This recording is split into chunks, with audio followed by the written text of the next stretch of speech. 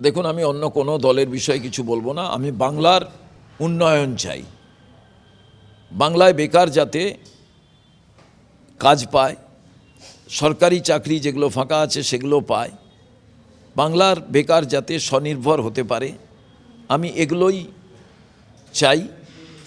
কোন রাজনৈতিক দলে কি হচ্ছে না হচ্ছে আমার কিচ্ছু নয়, কারণ বাংলার মানুষ বলছে কংগ্রেস 48 বছর নেই। কংগ্রেস আমলে যা তৈরি হয়েছিল এখনও সেই নিশানগুলোই বাংলায় আছে। তারপরে যারা রাজত্ব করেছে তাদের এমন কিছু বলার মতো জিনিস তারা তৈরি করেনি, তাই যুব সমাজ দেখতে পাচ্ছে না।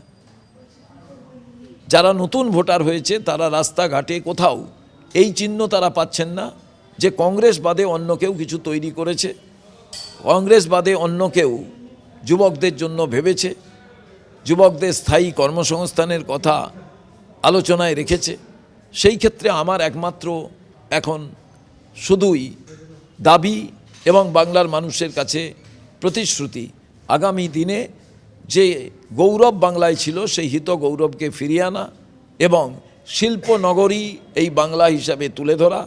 সে কৃষিভিত্তিক শিল্প হোক, মৎস্যভিত্তিক শিল্প হোক, কিংবা পশু পালনকে শিল্পের পর্যায়ে নিয়ে গিয়ে তাকে সঠিকভাবে বাংলার উন্নয়নের সাথে কাজে লাগানো, এটাই একমাত্র কাম্য।